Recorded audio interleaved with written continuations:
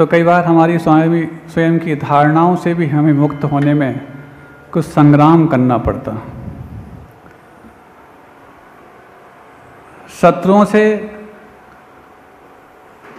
आतताइयों से स्वाधीनता प्राप्त करने के लिए जितना संग्राम नहीं करना पड़ता, उतना स्वयं की धारणाओं से बाहर निकलने में जो संग्राम करना पड़ता है, वो संग्राम अनंतकालीन संग्राम है।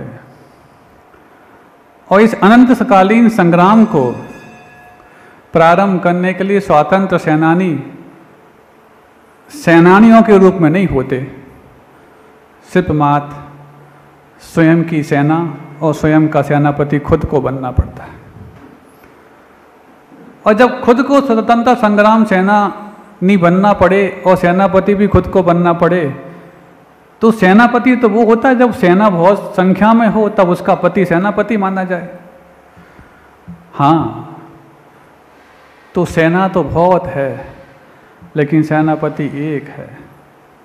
महाराज, अभी तो आपने कहा कि सेना भी हम हैं और सेनापति भी हम हैं।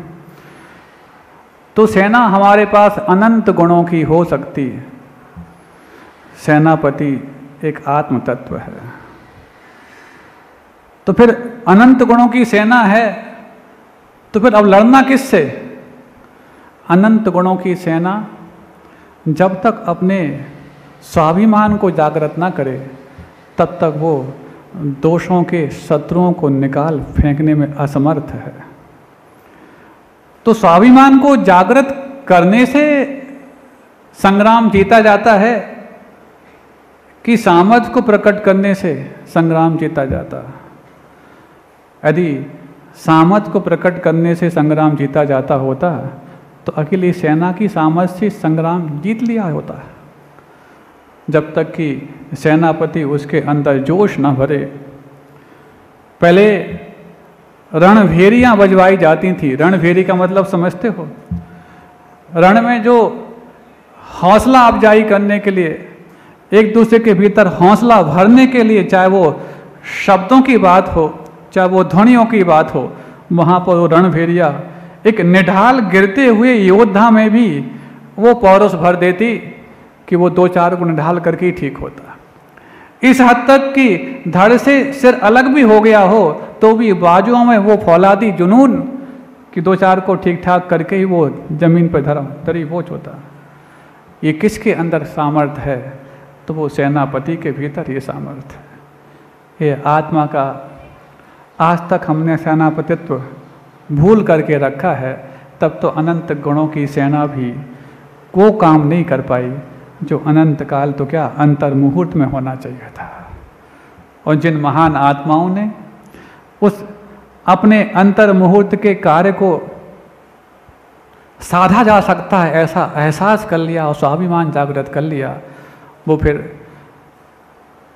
60,000 वर्ष भले ही 6 खंड को जीतने में लगाए, लेकिन खुद के कर्मों को खंड खंड करने के लिए 60,000 वर्ष नहीं, अंतर मुहूर्त भी पर्याप्त हो जाता है।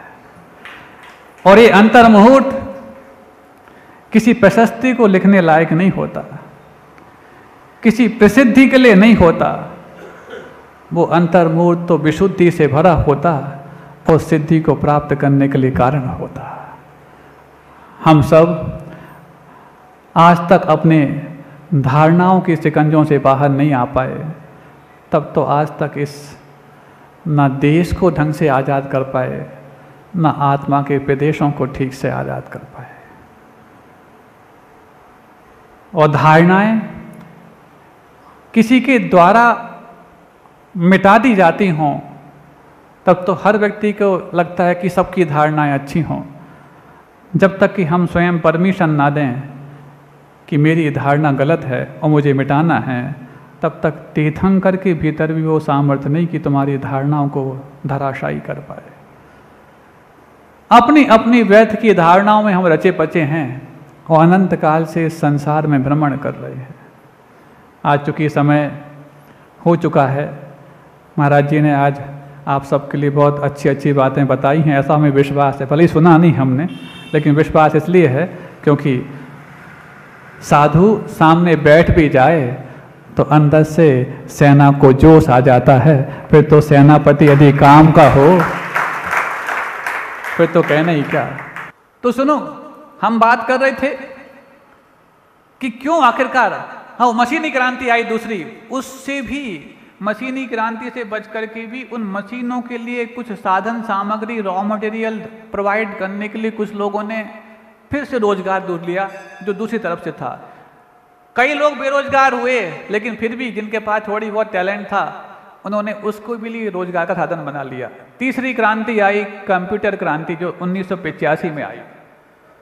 इसके बहुत बड़े दुष्परिणाम सामने आए। इसने लाखों लोगों को बेरोजगार करने का दमखम अपने पास रख रखा था, लेकिन फिर भी इसके हार्डवेयर और सॉफ्टवेयर को तैयार कराने में कई लोगों ने अपने टैलेंट को बढ़ाया, फिर भी अपने आप को आज तक बचा पाया।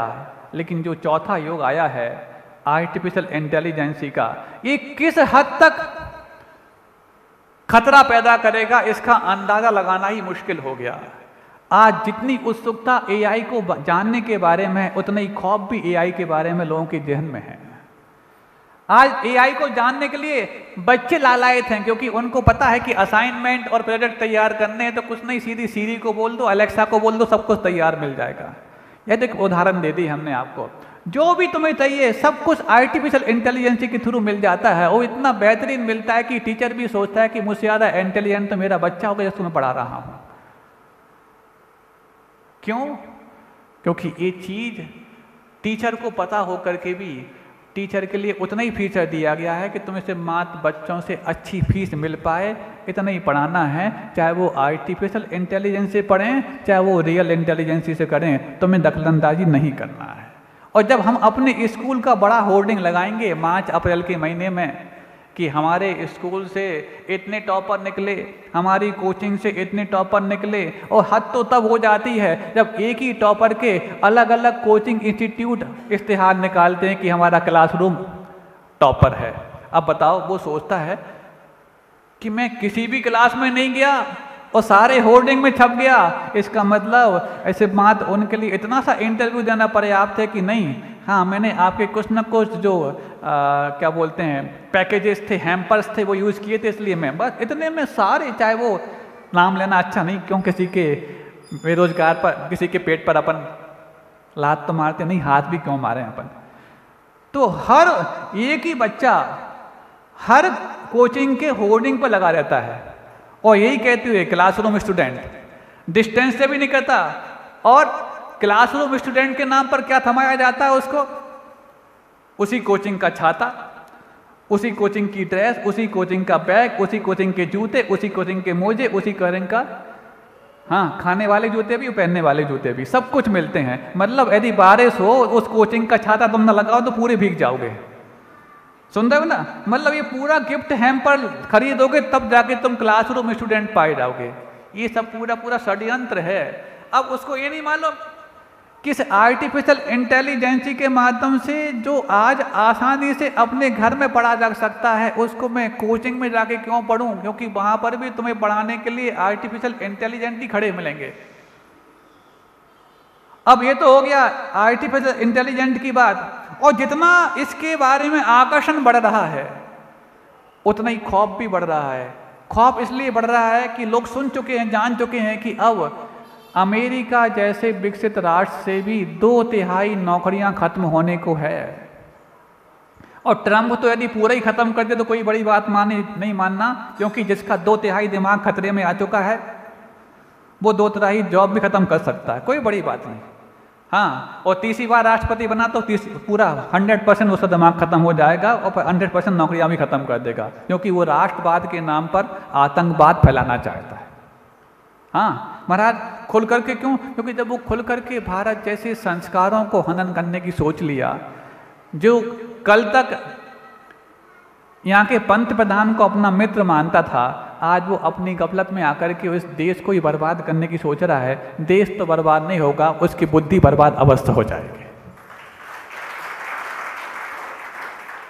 लेकिन तुमने इस आर्टिफिशियल इंटेलिजेंसी के जो कुछ भी दिक्कतें हैं उसके बारे में जानकारी नहीं पकड़ी। और सुन लो, जिन चीज़ों के लिए तुम्हारे बच्चे कोचिंग इंस्टीट्यूट में जा रहे हैं, चाहे वो जेईई के लिए जा रहे हों, इंजीनियरिंग के लिए जा रहे हों, मेडिकल के लिए जा रहे हों, क्लैट के थ्रू लॉ के लिए जा रहे हों, चाहे वो बीएड और डीएड करके एजुकेशनल फील्ड में जाना चाह रहे हों, चाहे वो यूपीएससी और पीएससी और यूपीसीएस करके एडमिनिस्ट्रेटिव फील्ड में जाना चाह रहे हो, इन सब में आर्टिफिशियल इंटेलिजेंसी पहले से तैनात हो चुकी है। सावधान, पहले से तैनात हो चुकी है। सिर्फ मात्र अभी उनमें आपकी इतनी मौजूदगी आवश्यक है कि आप वहां पर सिर्फ मात्र बैठे रहो, क्योंकि एकदम से यहां से हमें आपको फायर करेंगे तो कहीं विप्लव ना आ जाए, इसलिए वो धीरे धीरे आपको फायर करने के कई एजेंडे तैयार कर चुकी है। हाँ, जितनी आसानी से वो कंपनीज ने तुम्हें हायर किया है तुम्हारे टैलेंट और तुम्हारे मार्क्स को देख करके, सिर्फ मार्क्स को देख करके हायर किया है, टैलेंट तो तुमसे ज़्यादा उनके पास पहले से है। क्योंकि यदि उनको टैलेंट चाहिए होता तो फिर इंटेलिजेंट की बात क्यों करते? उनको टैलेंट नहीं चाहिए, उनके पास आर्टिफिशियल इंटेलिजेंस पहले से मौजूद है, लेकिन टैलेंट की बजाय मात्र ये सिद्ध करना है कि हम अपनी कंपनी में कुछ इंसानों को भी रखते हैं। मात्र इतनी सी इंसानियत के कारण तुम्हें बर्दाश्त कर रहे हैं, बाकी तो तुम्हें भगाने के पर्याप्त उपाय उनके पास मौजूद हैं। और जिस आउटसोर्सिंग के माध्यम से बड़े बड़े देश इस भारत की प्रतिभा को ले गए, और एक छोटी सी बात बीच में आ गई, जब आईआईटी की शुरुआत हो रही थी, जब शुरुआत में सिर्फ 7 आईआईटीज थीं, दिल्ली, मुंबई, बताओ ना कौन कौन सी थी? हाँ, खड़गपुर, हाँ, रुड़की, बहुत से ऐसे ये जो थे 7 आईआईटी थी। उस समय जब आईआईटी भारत में तैयार हो रही थी तो नेहरू जी के समय की बात थी। जिन विदेशों के अनुदान के माध्यम से यहाँ पर ऐसे प्रौद्योगिकी संस्थान, जिसको आप इंडियन इंस्टीट्यूट ऑफ टेक्नोलॉजी यानी कि प्रौद्योगिकी तकनीकी संस्थान मानते हैं, उन संस्थानों के लिए जब बाहर के बाहर से अनुदान आ रहा था, तो उस भारत के बाहर से अनुदान देते वक्त उन्होंने एक शर्त रखी थी कि शुरुआत का 5 साल का टैलेंट यहाँ से हम बाहर ले जाएंगे। सुन रहे हो? जब आईआईटी की शुरुआत हो रही थी उस समय नेहरू जी के सामने शर्त रखी गई थी कि हम आपके आईआईटी संस्थानों को स्थापित करने के लिए सहयोग तो देंगे, लेकिन शुरुआत का 5 साल का टैलेंट हम अपने देश ले जाएंगे। सुन रहे हो? अब क्या उस समय उनकी संधि हुई, क्या समझौता हुआ, वो तो नेहरू जी जाने, वो जाने, लेकिन वो पलायनवादी नीति आज तक तैयार है। कल शाम को किसी भाई ने प्रश्न किया था, बोले महाराज हर साल 2 लाख लोग यहाँ से पलायन कर रहे हैं और जाते हैं तो वहीं पर थम जाते हैं। तो उसका उत्तर हमने कल शाम को दिया था। अब हम दूसरी बात यहाँ से कहना चाह रहे हैं, ये पलायन आज शुरू नहीं हुआ है, ये पलायन तो जैसे ही टेक्नोलॉजी की शुरुआत हुई थी और टेक्नोलॉजी स्थापित हुई थी तभी से शुरू हो चुका था। आईआईटीज के माध्यम से शर्त ये रखी गई थी, तुम्हारी प्रतिभाओं का हम पलायन करेंगे, और आज आईआईटी को पाने के लिए सबसे पहले तुम्हारी विजडम सुसाइडल किंगडम करने को तैयार हो जाती है। क्यों आखिरकार? तब तो जाकर के कोटा के उन एजुकेशनल हब्स के लिए वहाँ के जो हाई कोर्ट के जजेस हैं ये कहने लग गए कि कोटा को अब सुसाइडल हब बनाना बंद करो और आईआईटी सब कुछ नहीं है ऐसा बच्चों को सिखाना शुरू करो।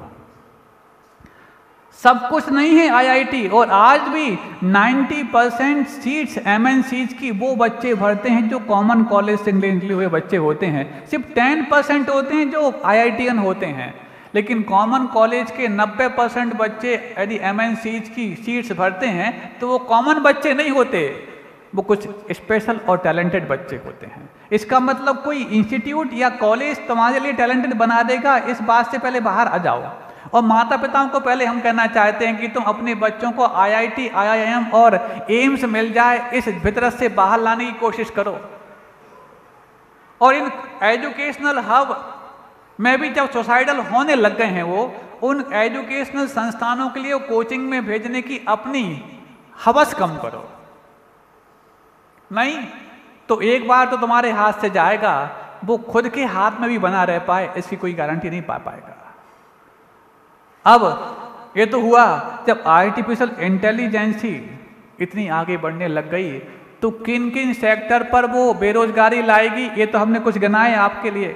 बहुत सारे सेक्टर्स हैं जहाँ पर भी एक फिक्स्ड सिस्टम से काम होता है, वहाँ पर पहले से एआई मौजूद है। और ये तो एआई की बात है, एजीआई के बारे में कल ही बताया था कि आर्टिफिशियल जनरल इंटेलिजेंसी, जो 1-2 सालों में एआई का भी एक बहुत दानवी रूप सामने आने वाला है, वो कहर बरपाने के लिए तैयार हो चुका है। और फिर जो एएसआई है, आर्टिफिशियल सुपर इंटेलिजेंसी, वो तो 2-5 साल बाद आने को तैयार है, जो अब धर्म कर्म आस्था अनास्था इस सब के भेद को खत्म करके तुम्हारे चेतना के स्तर पर भी काबिज होने वाला है। तुम जो सोचोगे वो सामने होता हुआ दिखेगा, ऐसा तक कि उनकी तैयारी है। अभी तो तुम जो बोलते हो, जो देखते हो, जो लिखते हो, वही तुम्हारे सामने दिखता है, लेकिन अब तो तुम सोचोगे जो, वो भी सामने। हाँ महाराज शायद ऐसा तो नहीं अब मना पड़ेगा ज्ञान किसी मनुष्य को नहीं, मशीन को होने लग गया हो। इसको समझने के लिए तुम्हें बहुत अभी कई जन्म लेने की आवश्यकता होगी। तो महाराज जब एजुकेशन में, हॉस्पिटैलिटी में, मैनेजमेंट में, एडमिनिस्ट्रेशन में और भी जुडिशरी में, इन सब पर जब एआई पहले से काबिज होगा तो फिर हमारे लिए संभावनाएं बचेंगी कहाँ? तो सुनो, पहला, जो काम हाथों से किए जा सकते हैं मात्र, महाराज सारे काम हाथ से तो किए जाते हैं, हाँ उसमें से कुछ स्पेशल हैं जो हम आपको बताने जा रहे हैं। हाथों में भी जो काम इशारे से किए जा सकते हैं, उस पर मशीन कभी भी काबिज नहीं हो सकती। क्यों?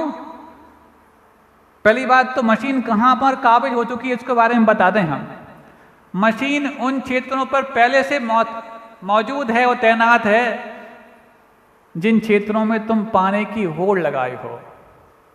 कल ही हमने एक छोटा सा उदाहरण दिया था कि आइंस्टीन का आईक्यू लेवल 155 माना जाता है, 160 माना जाता है, और आज एआई का आईक्यू लेवल, एआई एक्सपर्ट्स ने 155 तक पहुंचा दिया है। लेकिन वो 155 का एआई का लेवल आइंस्टीन के 160 से बहुत आगे का है। क्यों? एआई अथवा एमएल यानी मशीन लर्निंग, ये जो है इसके पास कभी कुछ थकने की संभावना नहीं है, ये कभी रिटायर्ड नहीं होगी, जितना और डिले होगी उतना और एडवांस होगी। इसके पास किसी प्रकार से सोने के भी लिए आवश्यक नहीं, दिन रात 24 घंटे काम कर सकती है। मशीन को सिखाने के लिए 1 वर्ष पर्याप्त है और हमेशा वो सीखती चली जाती है। मनुष्य को सिखाने के लिए स्कूल, कॉलेज और यूनिवर्सिटी लगती हैं, इसलिए इन पर समय ज़्यादा खर्च होता है, पैसा ज़्यादा खर्च होता है, मेहनत ज़्यादा खर्च होती है। लेकिन मशीन पर 1 माह खर्च करो, बहुत आगे बढ़ जाती है। और आइंस्टीन जैसे एक्स्ट्रा इंटेलिजेंट के पास सोचने समझने की एक बहुत असीमित क्षमता थी, लेकिन फिर भी उसकी एक सीमा थी, लेकिन इसके पास कोई सीमा नहीं है। आज इतना ही, आगे समय मिलेगा तो बताएंगे। अहिंसा परमो धर्म की, बोधि समाधि परिणाम शुद्धि, स्वात्मोपलब्धि शिव सौख्य सिद्धि, चिंतामणिम चिंतित वस्तु दाने, त्वां वंदे मानस्य ममास्तुते।